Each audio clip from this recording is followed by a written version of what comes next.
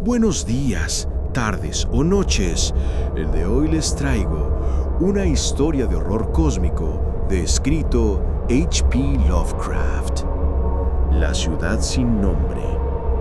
El hombre, cuyo nombre ya no importa, era un buscador de lo antiguo, un viajero consumido por el hambre de maravillas prohibidas.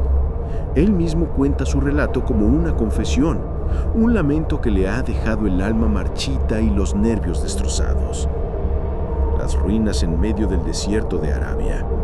En las profundidades yermos del desierto de Arabia, donde la arena es tan vieja como el tiempo y la luna brilla con una frialdad espectral, el explorador encontró lo que buscaba. No era una ciudad, sino un tumor grisáceo, una cicatriz en el rostro del mundo, la ciudad sin nombre. Ninguna leyenda, salvo los susurros de los beduinos que la temían sin saber por qué, le había dado un nombre. Era más vieja que las pirámides, anterior a la idea de la civilización humana. Sus bajas murallas, medio tragadas por la arena, parecían huesos que sobresalían de una tumba mal hecha. El aire a su alrededor era opresivo, cargado de una maldad inmemorial. Aún así, la curiosidad, ese impulso fatal que condena a los grandes exploradores, era más fuerte que el miedo. Se acercó a los restos. La arquitectura era grotesca, los muros inclinados y hechos de una piedra oscura y aceitosa. Vio los pequeños templetes y las entradas, talladas burdamente en la base de un acantilado de roca. Lo inusual era el tamaño. Las puertas, las ventanas, los pasillos, todo era extrañamente bajo. El hombre tuvo que agacharse para pasar, sintiendo que invadía un espacio no concebido para su raza. El aliento de las profundidades. El primer día apenas si logró ingresar en las ruinas superficiales. Al caer la noche, una brisa fantasmal se levantó entre las piedras, un sonido que le pareció un débil lamento, y decidió acampar lejos bajo la luna implacable. A la mañana siguiente, regresó. Dentro de uno de los templetes, lleno de símbolos primitivos e incomprensibles, sintió algo más que el silencio. Sintió un aliento. Era un viento cálido y persistente que salía de un oscuro agujero en el suelo, un conducto que se hundía verticalmente. Era el alma de la ciudad invitándolo a descender. Encendió sus antorchas. El pasadizo era estrecho y empinado, y a medida que descendía, notó que el trabajo de la piedra se volvía más refinado, como si la verdadera vida de la ciudad hubiera estado protegida bajo tierra. El descenso fue un viaje a otra era, una caída sin fin en la negrura primordial. Las paredes se volvieron tan bajas que el explorador se vio obligado a gatear, a arrastrarse como un gusano. Después de un tiempo que no pudo medir, el túnel se abrió en un vasto corredor subterráneo, iluminado por la luz vacilante de su antorcha. Era una galería de museo de una antigüedad cósmica. Las criptas del pueblo abismal. Después de su larga travesía por los pasadizos angostos, el explorador alcanzó una vasta cámara que se extendía a ambos lados del corredor de los frescos. Era un lugar sagrado y prohibido, la necrópolis de la civilización antigua. La cámara no era como las tumbas egipcias que el explorador conocía. No había oro ni ornamentos fastuosos, sino un orden inquietante y una sobriedad pétrea.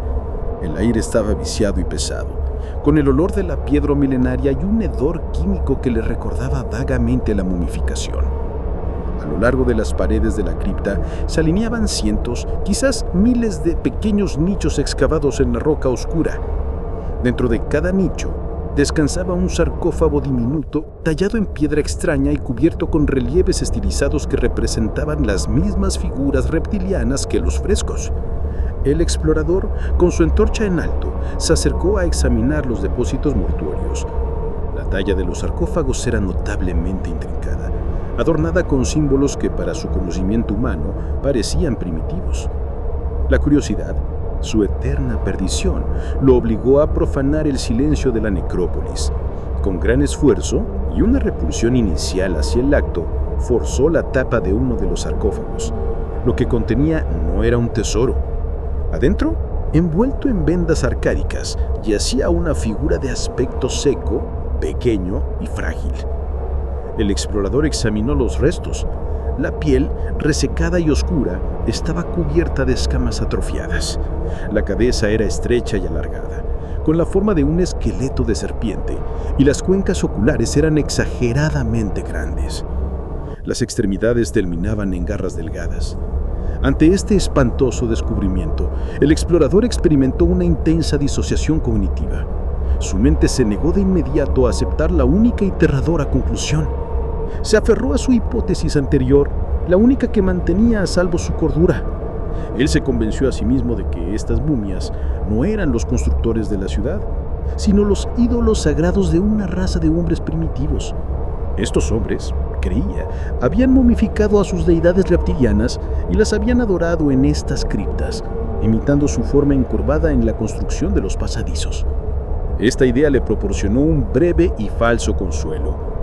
Pensar en los hombres primitivos, en vez de en una raza reptil que había dominado el mundo, era menos ofensivo a su orgullo humano. Sin embargo, el horror de las momias, tan reales y grotescas, era una herida abierta en su alma. Tuvo la sensación de ser el único ser vivo, con forma humana, rodeado por miles de reliquias y símbolos de una vida primordial que lo miraban con ojos huecos de la noche de los tiempos. Ese encuentro con los cuerpos físicos, la prueba irrefutable de la existencia de la raza, intensificó su terror, aún antes de que los frescos le revelaran la verdad definitiva y lo sumieran en la locura. Al salir de la cripta, asomarse junto a los sarcófagos con el corazón latiendo desbocado, deseando escapar del aire saturado por el recuerdo de aquellos seres inmemoriales. Pero el destino lo empujaba hacia adelante, hacia el corredor de los frescos, donde la verdad, que aquellos ídolos eran los verdaderos amos de la ciudad, aguardaba para destrozar sus últimas barreras de racionalidad. La galería de los eones prohibidos. El explorador, arrastrándose como un topo por los pasadizos inhumanamente vagos, emerge finalmente en el gran corredor horizontal. La escena que se abre ante su única luz, una antorcha que ya titubea, es de majestad y horror inauditos. Las paredes ya no están desnudas, están cubiertas de un despliegue pictórico que abarca milenios. Miles de frescos tallados en bajo relieve y coloreados con pigmentos que el tiempo no ha podido borrar por completo. Esta no era una tumba, sino una biblioteca histórica, la crónica visual de una civilización que floreció antes que la humanidad. Al principio, el explorador se enfoca en los detalles técnicos, la riqueza de la alegoría, la maestría de los artistas en describir paisajes y ciudades, pero pronto la propia historia que se despliega ante sus ojos comienza a agrietar su cordura. Los primeros frescos narran el apogeo, muestran el valle circundante en su esplendor, verde y exuberante, no el desierto que es ahora. En el centro de todas las escenas están los constructores de la ciudad, la raza reptiliana. Son representados como seres erguidos, aunque de baja estatura, con cuerpos delgados, cubiertos de escamas brillantes. Sus cabezas son estrechas, similares a las de una serpiente o un cocodrilo, y sus ojos son redondos y saltones. Los frescos ilustran sus ciudades sobre la superficie, las ruinas que el explorador ha visto, sus carros y máquinas, sus elaborados rituales cósmicos y su sabiduría en las artes del arcano. El explorador, en su obstinada arrogancia humana, intenta inicialmente racionalizar lo que ve. Se dice a sí mismo que estas criaturas deben ser deidades o animales sagrados a quienes adoraban los verdaderos habitantes, seres humanos primitivos. No puede concebir que seres reptilianos fueran los constructores y filósofos de esa arquitectura. La baja altura de los templetes y pasajes, insiste, es un acto de humildad ritual ante sus dioses reptiles, obligando a los adoradores a arrastrarse. La narrativa de los frescos avanza, narrando el envejecimiento del mundo. Los mares se retiraron, la tierra se enfrió y las arenas comenzaron su inexorable marcha sepultando la ciudad. En un panel crucial que marca la decadencia de la raza reptiliana, el explorador se detiene sintiendo un escalofrío, que no es solo terror, sino la ofensa a su visión del mundo. El fresco muestra a los reptiles ya no en su esplendor superficial, sino en las entradas a sus nuevos refugios subterráneos. Se ven a los reptiles contemplando y observando a otras criaturas, mamíferos cuadrúpedos, formas inferiores, y luego el choque. Aparecen criaturas bipédolas, torpes y miescas, cazando y viviendo primitivamente en las cavernas, los primeros hombres primitivos. El explorador observa que los reptiles los contemplan con una mezcla de desprecio y asco. El hombre primitivo no es su sucesor, sino un error de la naturaleza, una forma de vida inferior que apenas merece su atención. El último dibujo de esta secuencia es el más espantoso. Muestra a uno de los hombres primitivos, capturado, siendo despedazado por los reptiles en algún ritual oscuro antes de retirarse por completo bajo tierra.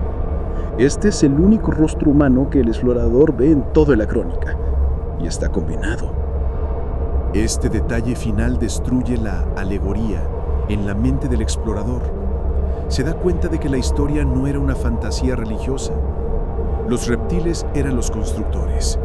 Ellos fueron una especie dominante del planeta durante eones, mucho antes de que el hombre saliera de las cavernas. La verdad le golpea con una fuerza que desgarra su concepción de la historia universal. Las dimensiones de los pasajes eran para ellos, para sus cuerpos reptilianos y de baja estatura. Los sarcófagos diminutos que había visto contenían sus momias. El explorador se estremece ante la idea de que su forma humana es la única, viva, entre los símbolos de aquella vida primordial. Su terror se alimenta del conocimiento recién adquirido. Él no es el heredero de un planeta joven, sino un intruso temporal en una tumba milenaria. Es este conocimiento el que le infunde el verdadero horror cósmico, preparándolo para el clímax final. La niebla. El explorador llegó a esa puerta, una inmensa barrera de madera petrificada y metal desconocido, incrustada en el muro al final del corredor. Mientras estaba allí, el viento que venía de las profundidades de la tierra, el que lo había llamado, se intensificó. Ya no era un lamento, era un aullido sordo, una trompeta de horror que resonaba por los túneles. Y con el viento, sintió que la atmósfera se cargaba de presencias. De repente, de la negrura total del umbral más allá de la puerta, surgieron las figuras. No eran las momias rígidas de los sarcófagos, sino sus espectros, la vida que había permanecido. Vio una procesión interminable y ululante de los reptiles. Eran sombras que se movían con la velocidad del pensamiento, con la malicia de eones, y venían hacia él. El explorador no supo cómo escapó. Solo recuerda un frenesí de gatear, de correr a ciegas, de regreso por los corredores, mientras el aullido del viento se convertía en un coro triunfal de miles de sombras reptilianas. Salió de la ciudad sin nombre, ascendiendo a la luz fría de la luna, dejando el horror atrás. Hoy vive como un espectro, un alma marcada por el conocimiento de la historia prehumana de la Tierra. Ya no teme a los fantasmas humanos, sino al sonido del viento en la noche, porque sabe que cuando el viento nocturno agita su ventana, es el mismo aliento del abismo que se alza en la ciudad sin nombre. Muchas gracias por escuchar el relato. Espero les haya gustado. Esto fue Senderos del Terror.